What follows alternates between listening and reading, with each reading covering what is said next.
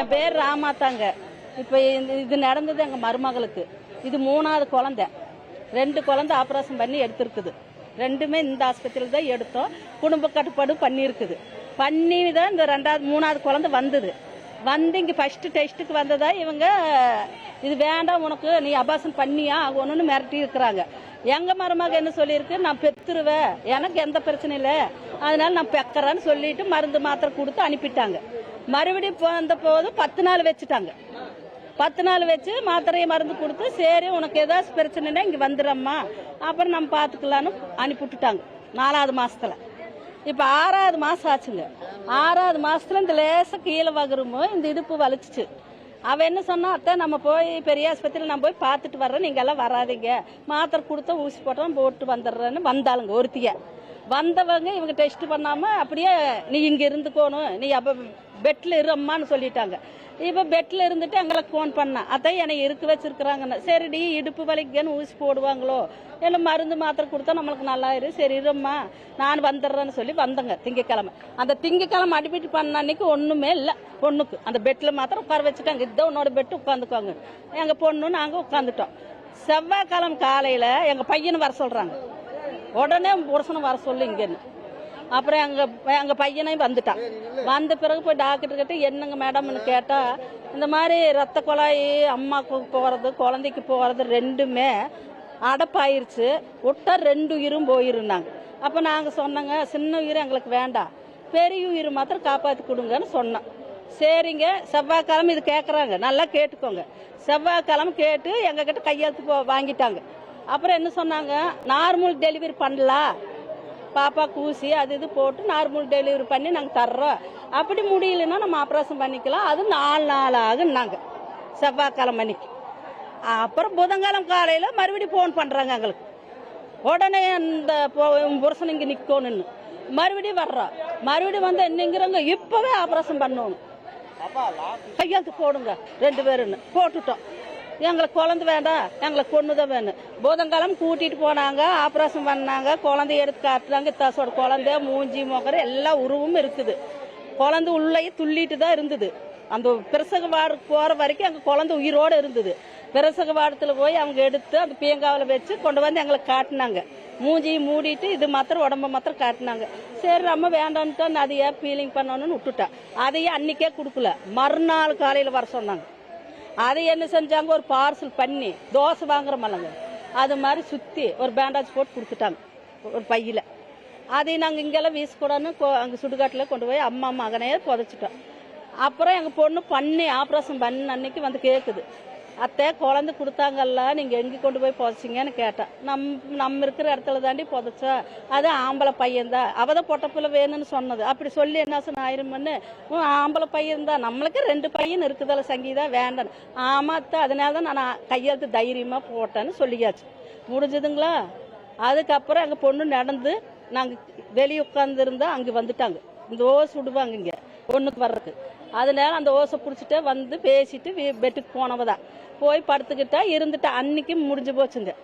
இந்த வெள்ளிக்கிழமை அந்த வியாழக்கிழமை ஃபுல்லா எங்க பொண்ணு ஒன்றும் திங்க முடியலையாமா, வகுறு வலியாமா, சரியான வலி எடுக்குதாமா. சொன்னா இப்பதான் ஆப்ரேஷன் பண்ணிட்டு வந்திருக்க, வலிக்காம இருக்குன்னு திட்டுறாங்களாமா. அதனால அங்க மருமக சொல்லாமலே விட்டுட்டா. அப்புறம் நான் போய் வெள்ளிக்கிழமை கேட்கறேன், ஏன் சங்கீதா இப்படி படுத்திருக்கிற, நமக்கு முதவே ஆப்ரேஷன் காலம் பண்ணி குழந்தைங்க எடுத்திருக்கிறாங்க, நம்ம அனுபவிச்சிருக்கிறோமல்ல, நீ ஏன் இப்படி இல்லத்த வகுறு ரொம்ப வலிக்குது, என்னால முடியலத்த, நல்லா இருந்தா நான் இப்படி படுப்புனாத்தன்னு அழுகுறா. அப்புறம் நான் அந்த அம்மா ஒரு அம்மா இவங்க பாக்குறதுக்கு, அந்த அம்மா கிட்ட என்னங்க புள்ள இப்படி அழுகுது, வகுறு வலிக்குதுங்கிற, நடக்க முடியலங்கிற, சாப்பிட முடியலன்னா டாக்டரு அந்த அம்மா பாக்குறதுக்கு அப்ப நீ சொல்லு அப்படின்ட்டு போயிருச்சுங்க. ஒன்றும் இல்லை. அப்புறம் நைட்ல ஊசி போடுறதுக்கு வந்தாங்க. அவங்க ஊசி போடுற வேலை மாத்திரம் அவங்களுக்கு. அவங்ககிட்ட சொன்னாலும் அவங்களும் அதையே தான் சொல்றாங்க. டாக்டர் வருவாங்க, அவங்ககிட்ட சொல்லுங்க, அவங்க உங்களுக்கு ட்ரீட்மெண்ட் தருவாங்க அப்படின்னு சொல்ல. அந்த வெள்ளிக்கிழமை நைட்டு பாப்பா பொண்ணுக்கு வருதுன்னு பாத்ரூம்ல கூட்டிட்டு போய் ஊத்திட்டு காலை கழுவிட்டு உட்காந்து பெட்ல படுக்க வச்சா, இந்த ஆப்ரேஷன் பண்ணிருக்கலங்க இந்த இடத்துல அப்படியே வருது பைப்பு மாதிரி, அது ஓலா நாத்தம். அதுல இருந்து வந்து நாங்க துடைக்கிற வந்துட்டே இருக்குது. ஒரு பாவாடி நனைஞ்சு, ஒரு நைட்டு நனைஞ்சு, ஒரு பெட்ஷீட்டு நனைஞ்சு, இத்தனை நனைஞ்சு தொடச்சு எல்லாம் பண்ணி படுக்க வச்சுட்டோம். மறுநாள் பார்த்தா அதே மாதிரி தான் ஒழுகுது. என்ன பண்றதுன்னு எங்களுக்கு தெரியல. சொன்னா இவங்க இப்படி சொல்றாங்க. நாங்க யாருக்கிட்ட போய் சொல்றதுன்னு மனசுல நம்ம குழந்தை நல்லா ஆகணும், நம்ம கூட்டிட்டு போகணும்னு பயத்திலேயே யாருக்கிட்ட பேசாம விட்டுட்டோம். அதுக்கப்புறம் இவங்க சனிக்கிழமை காலையில வகுத்து வந்து பார்த்துட்டு இவங்களுக்கு வீக்கம் வந்துருச்சுன்னு தெரிஞ்சுதான் போய் உடனே போய் எக்கோ எடுத்துட்டு வாங்கங்கிறாங்க. அப்ப என் மருமகளுக்கு நடக்க முடியல. அந்த வண்டி இருக்கலங்க, அது வண்டியும் கிடைக்க மாட்டேங்குது. அந்த சிலிண்டர் வச்சு கொண்டு போனாங்க. அந்த சிலிண்டர் தீர்ந்து போச்சு. மூச்சு விட முடிய மாட்டேங்குது இல்லைங்க. அதுக்கு ஒரு பேப்பர்ல அந்த சிலிண்டர் ஆவி போறது வச்சாங்க. அதுவும் தீர்ந்து போச்சு. அங்கே போறக்குள்ள அந்த சிலிண்டர் கறக்காம அங்கே கொண்டு போய் படுத்து வச்சுட்டாங்க. அந்த வண்டியிலேயே மட்ட மலக்கா படுத்துருக்குது.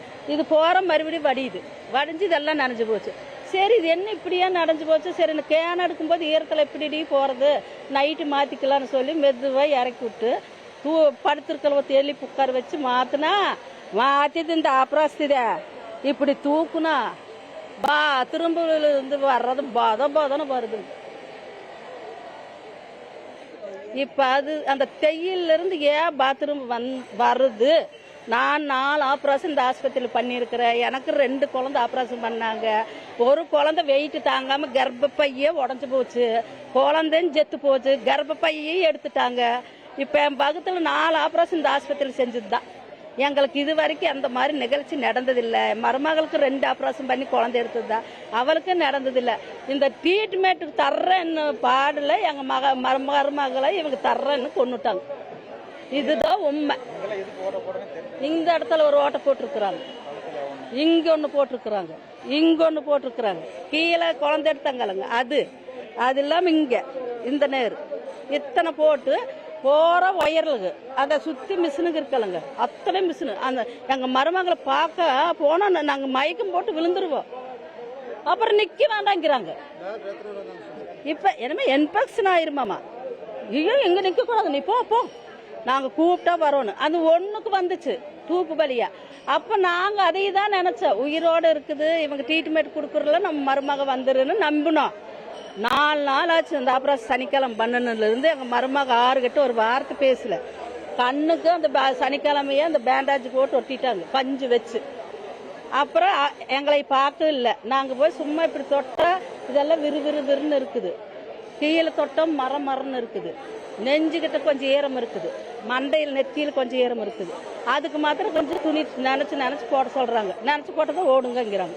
ஒண்ணுக்கு வந்தா கூப்பிடுறாங்க, அந்த எந்த அளவுக்கு இருக்குதுன்னு காட்டுங்கிறாங்க. காட்டுனதான் ஊத்திட்டு ஓடுங்கிறாங்க. அவகிட்ட நிக்கிறதுக்கு விடல. எங்க மருமக அந்த ஆப்ரேஷன் சனிக்கிழமை பண்ணி ஞாயிற்றுக்கிழமை மண்டையாட்டுனது தாங்க. அதுக்கு பின்னால் எங்க மருமகளுக்கு எந்த உணர்ச்சி இல்லை. பிளே ஸ்டோர் மற்றும் ஆப் ஸ்டோரில் இருந்து பாலிமர் செயலியை QR கோடு மூலம் பதிவிறக்கம் செய்யுங்கள். செய்திகளை உடனுக்குடன் பெறுங்கள்.